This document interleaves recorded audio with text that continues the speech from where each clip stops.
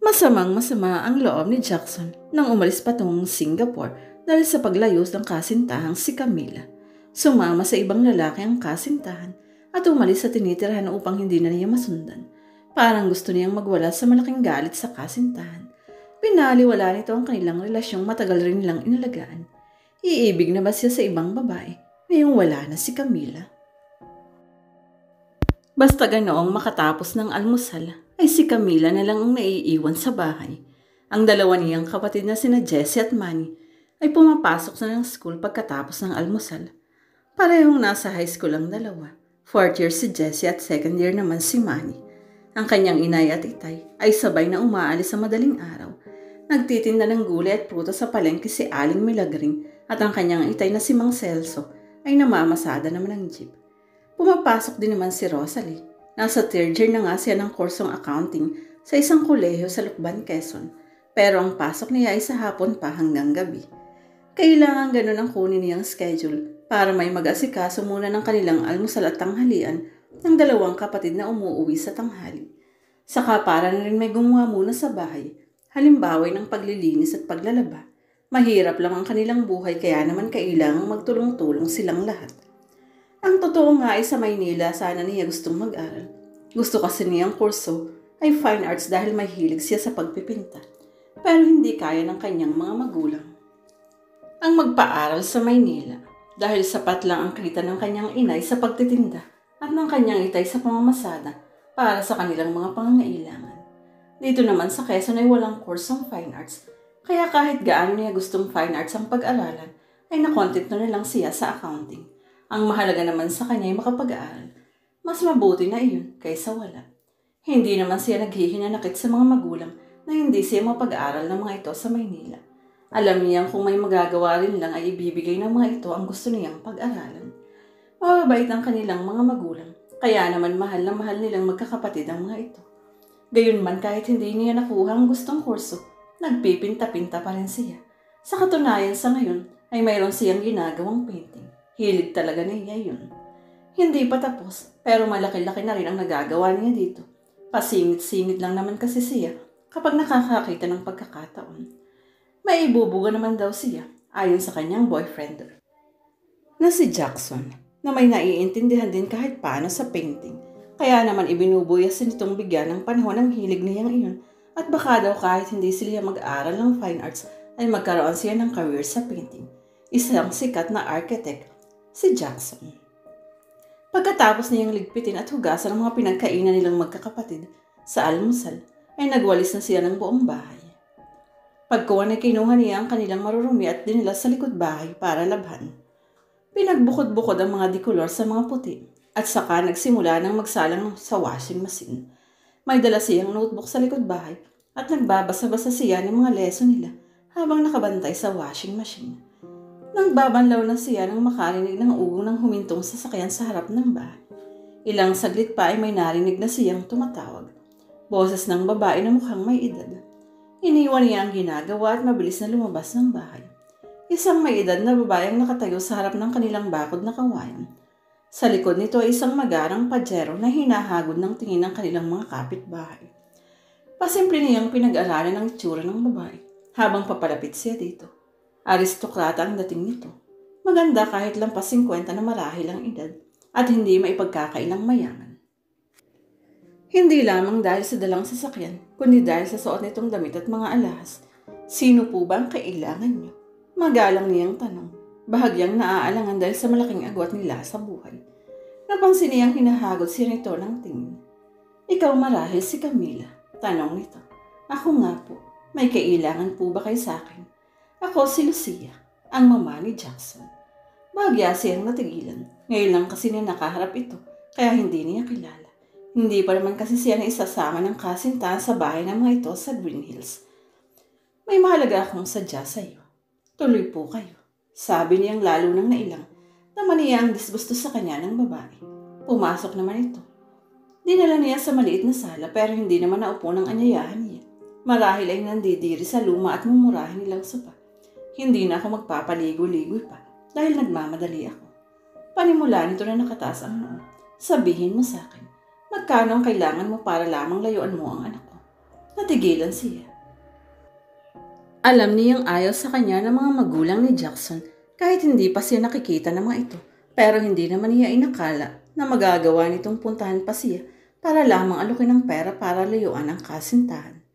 Si Jackson mismo ang nagsabi sa kanya na tutol sa kanya ang mga parents nito para maging asawa nito. Mayroon na raw kasing ginugusto ang mga ito para kay Jackson. Pero nangako naman sa kanya ang kasintahan na ipaglalaban siya nito kahit ano ang mangyari. Alam ko naman na ang mamanahin lang ni Jackson ang target mo sa kanya. Nagkakamali po kayo. Mahal ko ang inyong anak. Ha? Tama na ang drama. Sabihin mo ang halagang kailangan mo at kahit magkano yun ay ibibigay ko. Hindi ko po pinagbibili ang pag-ibig ko. Huwag mo akong artehan. Umalis na kayo. Kung ayaw ninyo sa akin ay wala akong magagawa. Pero hindi ako papayag na hamak-hamakan ninyo ako dito sa sarili naming pamamahay. Kung inaakala mong maniniwala ako sa drama mo, mag-isip kang mabuti. Pumayag ka man o hindi sa inaano ko, ay hindi pa rin ako papayag na ikaw ang maging asawa ng anak ko. Dahil ipinagkasundo na namin siya sa anak ng kasosyo namin sa negosyo. Umalis na kayo bago ko malimutan kayo yung matanda. Galit na rin sabi niya. Aalis na ako, pero siguro naman. Ay alam mo ang numero namin sa bahay. Sa sandaling magbago ang isip mo, tumawag ka lang. Huwag mong sayangin ang magandang pagkakataong inaalok ko sa iyo. Pagkasabi niyo ay nagmamadali nang lumabas ang babae. Sumunod siya dito hanggang sa makalabas ito ng bakuran. Hindi na ito hinintay na makaalis. Nagbalik na rin agad siya sa likod bahay para ituloy ang pagbabanlaw. Parang gustong mapaiyak ni Camila. Pakiramdam kasi niya ay biglang naging masalimuot ang kanilang relasyon ni Jackson. Malinaw na ayaw talaga sa kanya ng mga magulang ng kasintahan dahil sinadya pa siya nito sa Quezon para lamang alokin ng malaking halaga upang layuan si Jackson.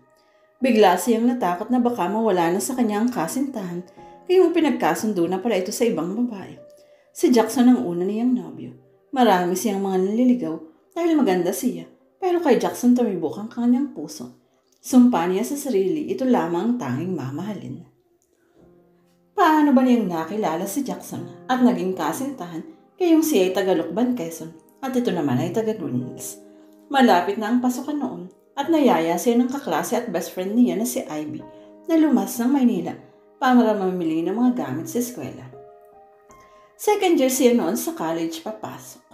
Wala naman talaga siyang balak na mamili sa Maynila dahil dito lang sa Lucban ay mayroon ding mga school supplies na mura rin. Isa pa'y wala naman siyang malaking pera para dun sa Maynila mamili. Pero libre naman kasi ang sasakyan dahil makikisakay sila ni Ivy sa tiyahin itong paluwas ng Maynila. Doon din sila makikisakay ni Ivy sa Pag-ubot. Bale ang kanya ay makapamasyal lang. Pinayagan naman siya ng kanyang inay dahil bakasyon pa naman noon kaya may tatao sa bahay nila. Binigyan na rin siya nito ng konting pera para daw kung may magustuhan siyang bilhin ay may ibibili siya. Sabado nang umalis sila. Maagang maaga dahil may ihahatid sa airport ang tiyahin ni Ivy. 5 katao lamang naman sila sa van ng tiyahin ng kaibigan. Kasama na silang dalawa.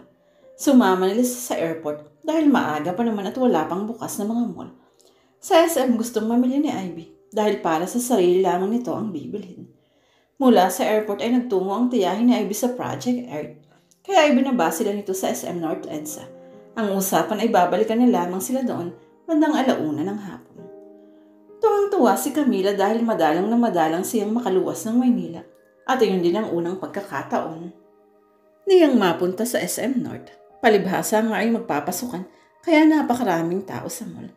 Habang naglalakad sila patungong National Bookstore sa loob ng mall, ay napadaan sila sa pwesto ng mga painting at dahil may likas na hilig sa sining na iyon, humiwalay siya kay Ivy. Susunod na lang ako sa iyo sa bookstore, sabi niya.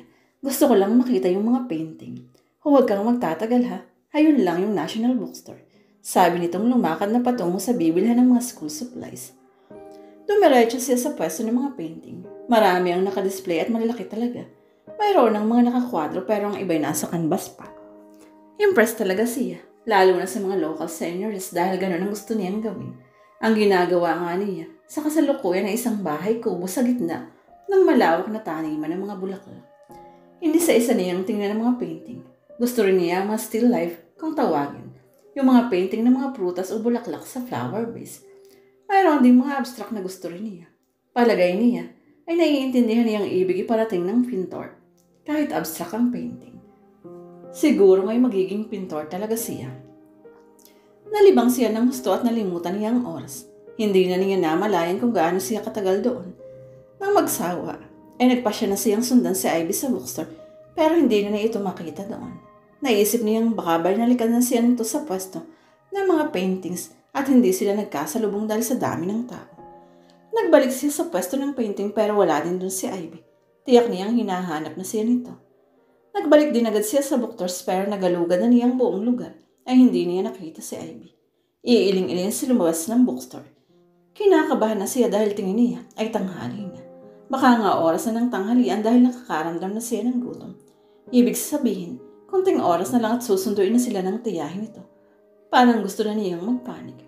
Lumabas muna siya ng bookstore at nagpalingon-lingon. Miss, tawag sa kanya ng isang buong-buong boses ng isang lalaki. Paglingon niya isang gwapong lalaki ang nasa may tagiliran niya. Matangkad at napakagandang magdala ng damit. Bakit? Tanong niya. Kanina pa kasi kita napapansin na parang may hinahanap. O baka nawawala ka. Sabi nito sa palakaibigang boses. Marahil ay upang mapalagay ang loob niya dito. Juan, nagkahiwalay kami ng kasama ko at siyang hinahanap ko. Sabi niya, mukha naman kasing mabait ang lalaki kaya nagtapat na siya dito. Ano ba ang kasama mo? Bata? Hindi, mas bata lang ng konti sa akin. Kaklase ko siya at namili siya ng mga gamit sa school dito sa bookstore. Naghiwalay lang kami sandali dahil tumingin ako sa mga paintings doon sa banda roon. Nang puntahan ko siya dito, wala na siya. Gusto mong ipapage natin siya para madali kayong magkita? Pagpipresenta nito ng tulong sa kanya. Pwede ba? Oo naman. Sige nga, pakitulungan mo na ako kasi malapit na ang oras ng pagsundo sa amin. Sa Quezon pa kami uuwi. Baka maiwan nila ako dito. Hindi pa naman ako sanay dito sa Manila. Halika, yaya nito sa kanya. Nagpauna na ito at sumunod naman siya. Nagpunta sila sa opisina at doon nga ay ipinapage nila si Ivy. Sinabi nila kung saan siya maghihintay dito. Habang naghihintay sila sa harap ng pwesto ng mga paintings, ay nagkakilala sila ng lalaki. Ako nga pala si Jackson. Jackson Domingo. Camila Alto naman ako. Nagkamay sila. Naramdaman agad niya ang init mula sa palad ng lalaki, kaya nahila niya ang kamay mula sa pagkakahawak nito. Sorry, nakangiting sabi ng lalaki. Hindi siya kumibo. Maaari ko bang malaman kung saan kayo sa Quezon? Hindi siya nagdalawang isip na ibigay sa lalaki ang address nila. Crush kasi agad siya ng lalaki. At kung may balak itong ligawan siya kaya itinatanong ang address niya, ay hindi niya ipagmamaramot iyon. Dumating si Ivy at ipinakilala niya ito sa kaibigan. Inilibre pa sila ni Jackson ng tanghalian sa isang restaurant doon bago sila naghiwalay. Laking gulat niya ng pagkaraan ng isang linggo ay dumating sa kanila ang lalaki. Maraming dalang pasalubong at doon nagsimula ang panliligaw nito sa kanya. Pagkaraan ng 3 buwan ay sinagot niya ito at formal silang naging magkasintahan.